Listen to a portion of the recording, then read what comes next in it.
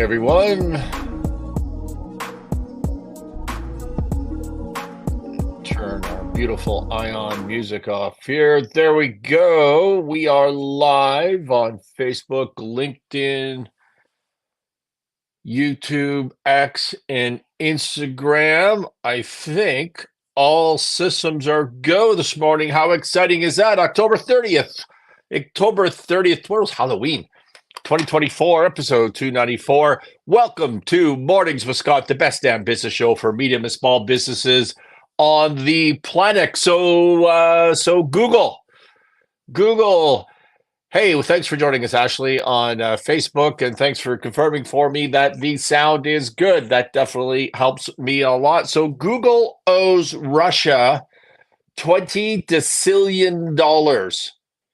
Yeah, you heard that right. Decillion, decillion dollars. So this is a judgment from a Russian court that Google for censorship of Russian propaganda or what have you. I didn't read the Russian judgment, but they've decided that Alphabet, the parent company of Google, owes the Russian Federation $20 decillion.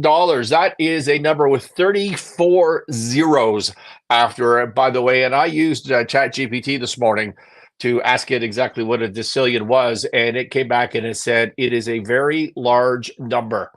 So I found that helpful. It also mentioned gratuitously that it's bigger than a zillion, but that it was aided in the fact that the zillion is not a real number. It's just a word that we made up. So there you go. It's a large number. My favorite part of this story is that there was, in my head, a panel of Russian judges, and they decided that there were damages, and then they tried to quantify the damages. And at one point, one Russian judge said that we should, in a Dr. Evil voice, I'm sure, that we should issue a judgment for $1 decillion. And someone else said, no, that's not enough. $20 decillion judgment. So Google's got that to deal with.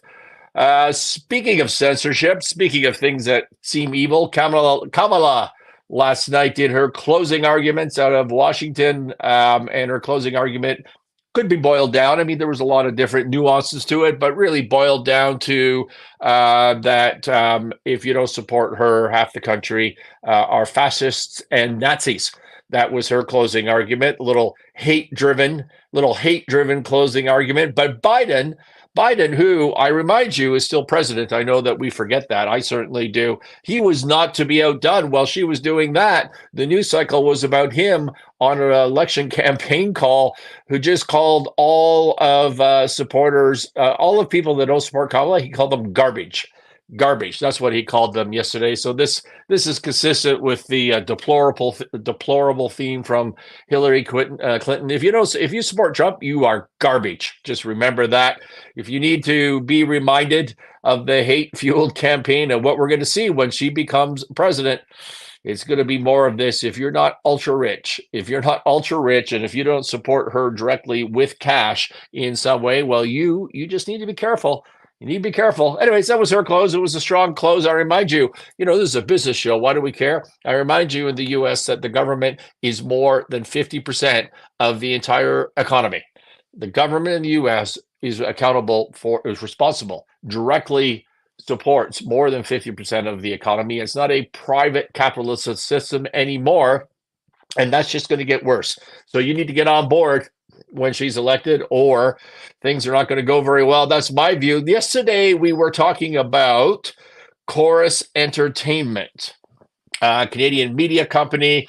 Just to remind you, it was reported in the Globe and Mail, a Canadian media company that owns Global News, a bunch of television and radio stations.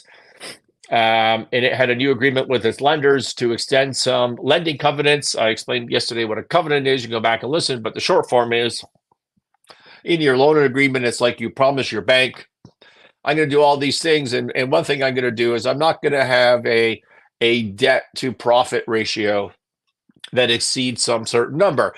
And so, it's easy to manage your debt side, but when things are going bad at a company like they are at Corus, well, the profit starts dropping and that ratio gets all out of whack, and then you got to go to your bank and say, please, bank, please, don't kill me. This is intended as an early warning system, but we're going to negotiate a different number, which they did. I reviewed those numbers yesterday, and then there was a quote from the CFO, of course, that basically said, well, the last part of it was, it's hard to say exactly where all this goes, but the current shape of the balance sheet is likely not sustainable.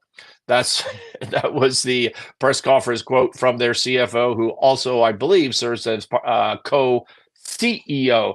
So this company is going to restructure. That's where we got to yesterday. And I said, and therefore the stock's going to zero, but then we didn't get to talk about that very much. It always blows my mind. When I started on this Corus story, I started looking at it when I wasn't able to broadcast last week because I was sick. It was announced that it was painfully obvious. They've never announced they're going to restructure, but that I know of, but it was painfully obvious that they would have to restructure. And I looked at the stock and it was trading, and they still had a $30 million market cap, which is nowhere close to what it had been in the past, but a $30 million market cap, and the shares traded. There are people in the marketplace buying this stock, and it always blows me away. And even this morning, before I logged on, I took a look, $23 million market cap. The stock's trading at 12.5 cents. It traded 500,000 shares, 500,000 shares, which is not much, but it's still, I don't know off the top of my head, what is that, 70 grand? People in general invested 70 grand on a flyer on this thing. Is completely ridiculous. So let's talk about why that is. I think it's important we understand it because I see this all the time in public companies. When you restructure, when you're insolvent, which technically this company is because it can't pay its debts while they're due, and what are the options? Well, one of the options is they sell the business, not the company, not the shares, right? If you own shares in a public company, you own shares of a public company, and that public company in turn owes a bunch of assets which collectively operate the business, right? In a manufacturing firm, that would be the manufacturing equipment, maybe the real estate. It would have receivables and inventory. It would own all that. It would own contracts with employees, and all of that stuff together makes a business, right? But the business is a separate thing from the corporation.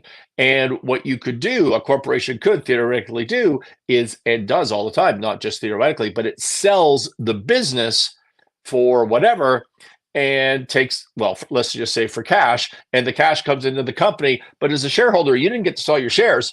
Okay, that's called an asset sale. A share sale is you sell the whole corporation. That's a share sale. And if you're a shareholder, you get paid for that. And the corporation still owns the business. That makes sense. So they're different things. If I and I hope that I explained that well. When restructuring, one of the options is to sell the business, like I just described. But who gets the money? Well, the money goes theoretically to the corporation, but it's immediately distributed to the corporation's stakeholders in order of their priority. Why? Because it's an insolvent situation and there's not enough money for everybody. And so you start with who? Your first secured creditors, which are who? They're your bank, which, as we said yesterday on this deal, is Royal Bank and Toronto Dominion Bank in Canada. And they've already announced that the value of this business is not enough to pay off that debt, the first secured debt. Never mind the second secured debt, if there is any. That would be mezzanine funds, subordinated, whatever, right? And unsecured debt, which is your suppliers, right? So if there was money left over from the first secured debt, like if you could pay them in full from selling the business, then the next money would go to the second secured creditors, third secured creditors, unsecured creditors, sort of down the priority pecking line.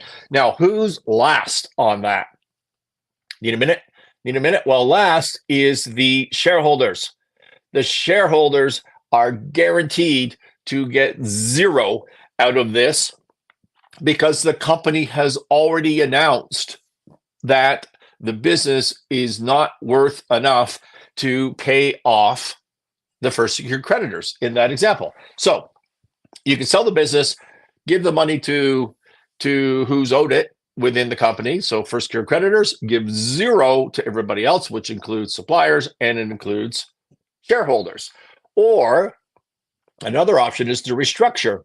You go to a judge and say, hey, we want to keep operating this business and save all the employees, and we couldn't find a buyer really that's going to maximize value. What we would like to do is restructure this debt, like pay 10 cents on the dollar to unsecured, pay 50 cents to secured creditors, what have you. And by doing that, we're sort of artificially creating some value for the shareholders, because we've in effect changed the value of the pecking order of the stakeholders, right? And by doing that, you may create some value in the common shareholders, except the bank doesn't just walk away from the 50 cents, the 50% that it didn't get paid. The secured creditors may or may not just walk away, but often in this, there's a conversion feature say, like, we can't pay the debt, but we will convert it to equity, which is hugely dilutive to you, the existing shareholder. There is no scenario where there'll be a bunch of value coming out of this stock, or really any stock that is of a company that's about to restructure. And by the way, when the company files, goes to a bankruptcy court, does a CCAA, a Companies Credit Arrangement Act filing, or seeks protection from the bank, or uses whatever legislation, what's going to happen to the stock? Well, the securities regulator is going to say, oh, wow, these guys just admitted in an affidavit that they are insolvent, which is against our exchange rules, and they are going to put a cease trade on the stock. They will put a cease trade on the stock. You will not be able to trade out. And so it blows me away that companies like this still have a market cap of $23 million, and every day people are buying the stock. I don't know. Maybe they hope that it's going to bump up 2 cents and they'll get out and they won't be caught by the fire. But more likely, I just see this over and over, they do not understand what's going to happen to them, and they're going to get burnt at the end of the day. So that's Corus Entertainment. I just wanted to explain that a little bit more because I see it over and over again. Do you remember when Elon Musk completed his acquisition of Twitter? That was October 27, 2022, and he paid $44 billion. And we all thought, that's nuts. How could he pay $44 billion for this Twitter? And then in 23, he rebranded it X and announced that his vision was really to change the platform into a everything app. So it was going to be a multi-purpose hub for social media, news, streaming, payment system. I think he was one of the founders of PayPal, so he understands that very well, and possibly AI-driven services, okay? And so we all followed the turnaround. Well, we did on this show anyways, the predecessor to this show, before it was an everyday morning live stream. And the turnaround, like, he immediately got rid of 80% of the employees and cut the expenses, and then the company ran better. It was crazy.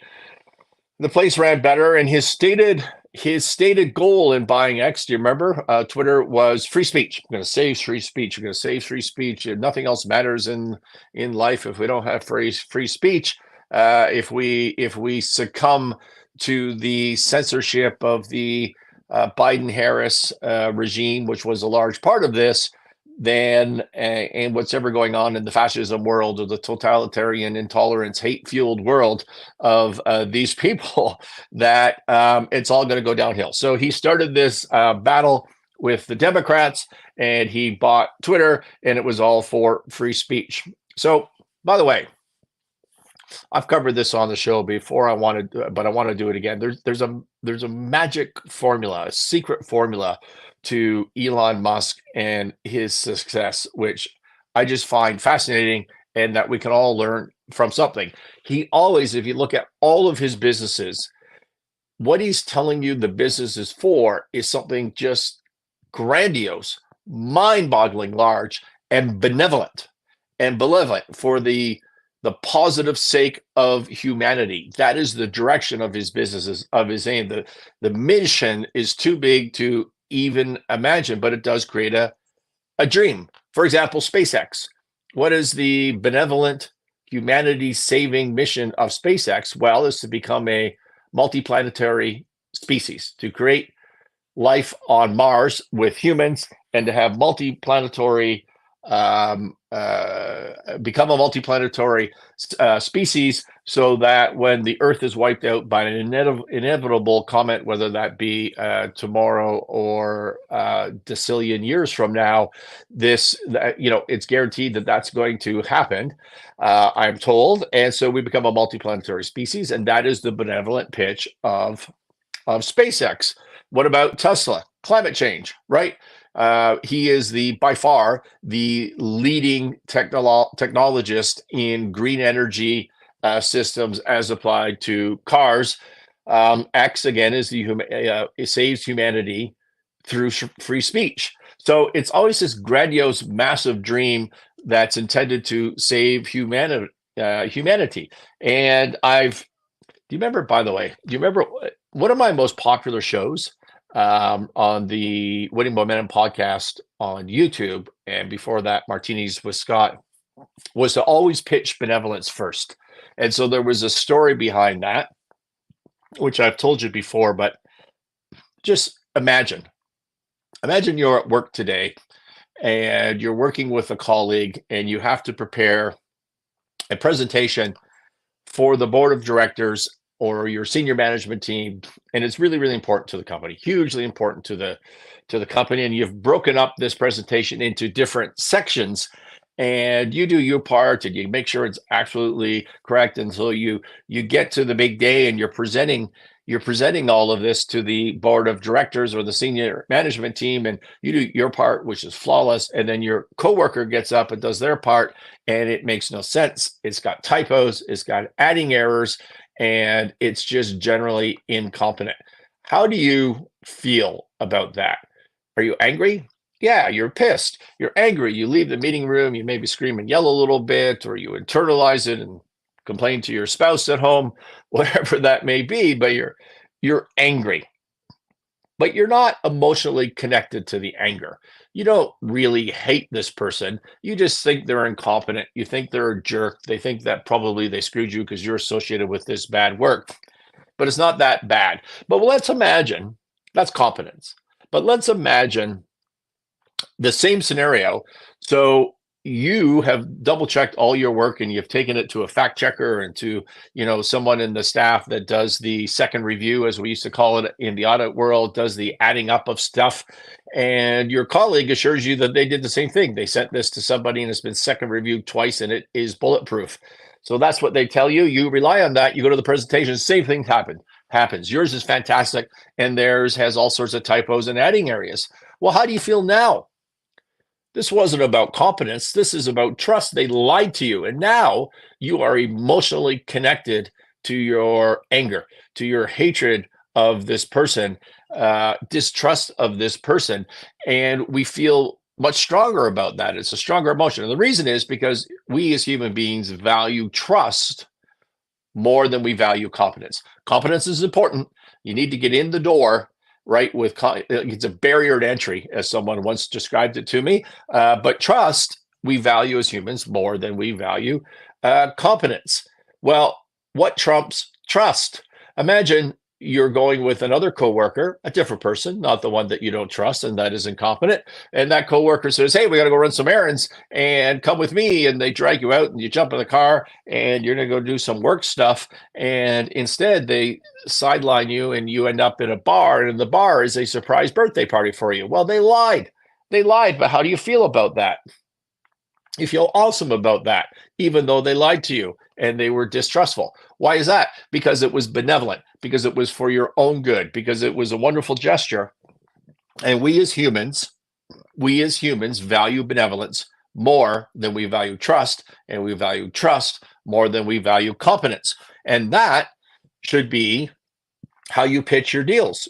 You need to pitch benevolence first, right? And that is what that show is about. You can go back and find it, but I don't know that it said any much more than we've done right now. I'm not saying you don't need to be competent, all right? But if you're a roofer in a local community or you're starting a business, you need to have that benevolence. You need to have the big dream. You need to save humanity and have a why, have a purpose to this business. And so That's what Musk does in a big way with all of his businesses, is saving humanity. But then what he does afterwards, not afterwards, but as a separate parallel thing, is he has a value driver that he never really talks about. It's not like it's hidden. If he's being interviewed, he talks about it. But he doesn't get out and pitch it every day on Twitter or X. And the example of that would be, well, let's talk about Tesla. What is the value driver there? Well, Tesla, if you ask him, as he has been in interviews, it's not a car company.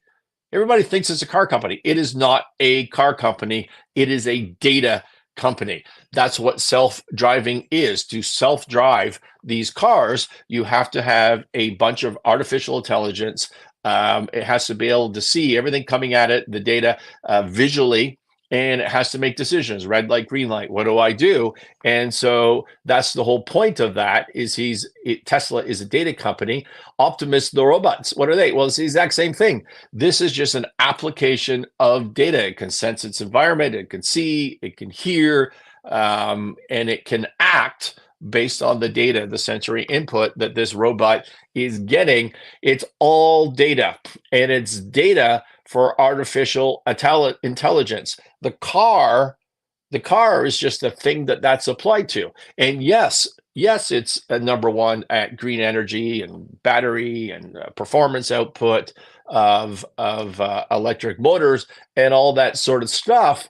But the value driver is the artificial intelligence. What is SpaceX? Yes, the mission is to go to Mars. But the value driver is that it is a reusable rocket company. It is dominating space in terms of satellites, right? Like he's got, what is the name of those? I'm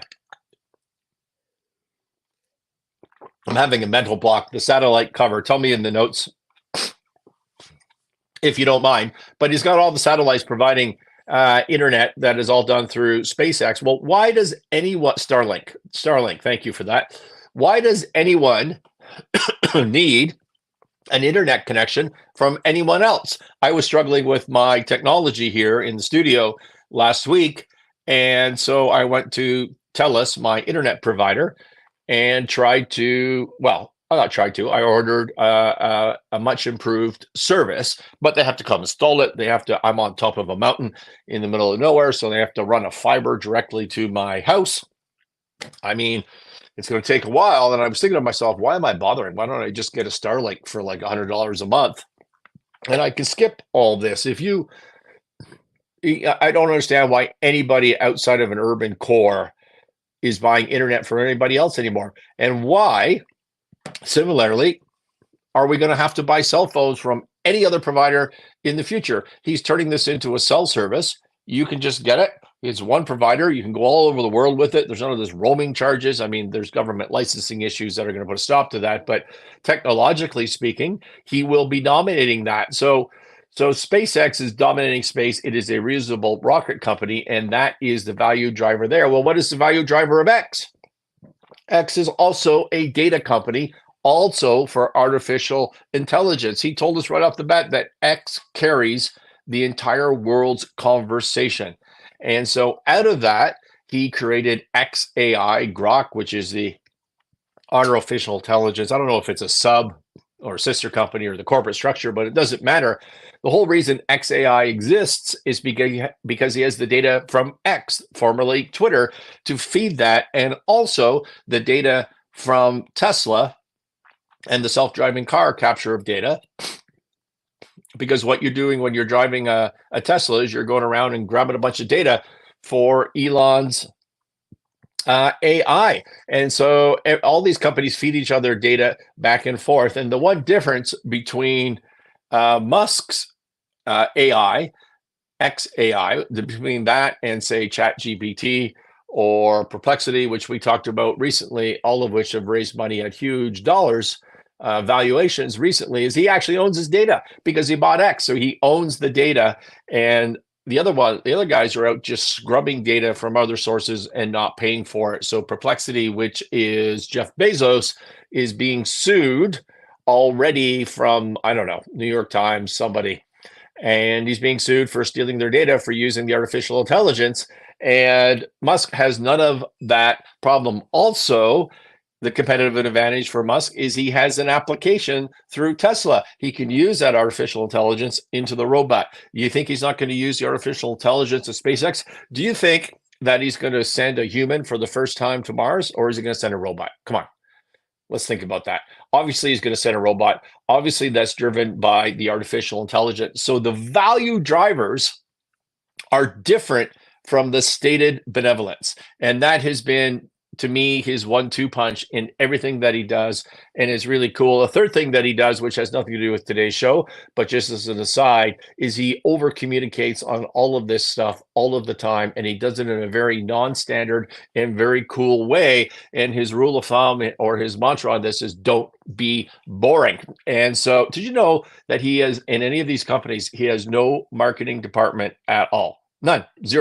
Zero people are in marketing at any of his companies. It's all him not being boring and saying crazy stuff to get attention. So with that backdrop, the Wall Street Journal reports that Elon Musk's XAI, the artificial intelligence, is in talks with investors for a funding round that would value it at $40 billion. $40 billion.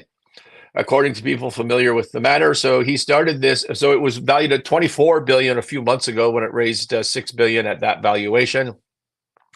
XAI at the $40 billion valuation is looking to raise several $billion at this new round. Now, this is not done, but this is what the discussions are at. And he, like all of Silicon Valley's big XAI guys, big AI guys, are raising a bunch of capital because it costs a lot of money for the intensive computer power to run an AI company. So OpenAI, we've talked about this on the show, raised $6.6 billion at $157 billion valuation. So what is that, like about 4 times what XAI is looking for? And Perplexity is looking at an $8 billion valuation. We talked about that maybe a couple of weeks ago. No, last week, actually. And of course, all of these companies are competing with each other, but also with Google and Meta, etc. So XAI has built what it says is the world's largest data center in Memphis, Tennessee, where it's currently training new versions of its AI model called Grok. Remember, this is all from the Wall Street Journal, and the models power a chatbot that is currently only available through X. Last week, XAI released a tool that developers can use to build applications with Grok, broadening its revenue sources. In August, it started to generate images. The feature, which is powered by an outside startup called Black Forest Labs, immediately drew backlash for generating images of Donald Trump and Kamala Harris kissing. I wish I'd seen that. That would have been on the show. 100%. That would have been on the show. So Musk said Monday that XAI is planning to grow the Memphis data center from 100 graphic processing units, GPUs, to 200,000. And NVIDIA, that's dominating this whole space and chips, CEO Jensen Huang has praised the speed in which XAI built its Memphis data center, which he described in a recent podcast as, quote, easily the fastest supercomputer on the planet, end quote. All of this is just so mind-boggling. But here's what nobody talks about in all of this story. First of all, do not underestimate this strategy, this 1-2 punch that I've described, the power of pitching benevolence, but then having a world-beating practical plan underneath that or beside it or whatever you want to say. But what I really want to point out is that the same people that told you that Musk overpaid for X, you remember that? Think back a couple of years ago. He overpaid for X. He's going to lose all his money. What an idiot. What an idiot this guy Musk is. He'll never survive. These are the same people that tell you that Tesla is a car company. The very same people that think this is a car company. To this day, you listen to Kramer on CNBC, it's a car company and auto's down and blah. It's not, it has nothing to do with a car company. Musk paid $44 billion for Twitter, turned it into X in 2023. Some said that in 2023, Musk himself suggested that Twitter just isolated would be worth about $20 billion. And that's based on the reduction in advertising revenues after the attacks from the Democrats and advertisers leaving the platform. And let's just say that's true. Let's just say it is worth $20 billion, although, Instagram, they say, would be worth $100 to $200 million. WhatsApp would be billion dollars. Sorry, 20 billion for Twitter, if I didn't say that, and 100 to 200 for Instagram, 50 to 100 for WhatsApp. I mean, this just depends on average daily users and engagement and all that sort of stuff. But let's just say it's worth $20 billion and he paid $44 billion for it. That's bad, right? That's bad. That's like losing half your money. No. His XAI startup, which he started 18 months ago because of the data he owns from X, is being valued at $40 billion. That's the whole purchase price right there. Who cares about the $4 billion? That's the whole purchase price right there. It makes the ownership of X a freebie from his perspective, and he's putting payments on it. I believe we're already on testing on that. This is just going to be massive home run, as you would expect. And if you think that he paid for too much for this thing, you're missing the strategic premium that comes out of it that we always talk about on this show when it comes down to M&A. We'll see. We'll see what goes on. That's what I think is going to happen. But it's amazing. It's amazing what he's been up to. And another interesting part of this story is, will he survive the Harris presidency? He's come strongly on the other side. The Biden-Harris administration and their DOJ goes after their quote-unquote political enemies, which he clearly is. I don't know. If I'm him, I'm nervous. I don't see how this is going to go well. But it'll be fun to watch. Listen, I need to wrap up, but I do want to remind you, Larry O'Brien from Ottawa, a two-time author, entrepreneur, mayor of Ottawa, formerly, really good guy, has written a gripping sci-fi thriller about all of this artificial intelligence stuff. And it's called 2028. Tomorrow is the day. Tomorrow is the day. 2028. Tomorrow is the day. And the real humanity issue there is, if we get everything for free from artificial intelligence, what happens to us? Like, are we happy? Do we just go start drawing pictures on a sketchbook on the mountains, or what do we do? Hang out on the beach nonstop, or do we turn against each other and become depressed and unhappy because we have nothing to do? So that will be an interesting book, and the link to 2028, tomorrow is the day, is in the notes. In the notes to this show. And once again, I had something else I want to talk about, but I don't have time. I'm sorry for running 2 minutes over. Do I have any comments I need to talk to? I do not. We will see you tomorrow, 8:30 Mountain Time, Monday to Friday. This has been Mornings with Scott. Thank you for joining.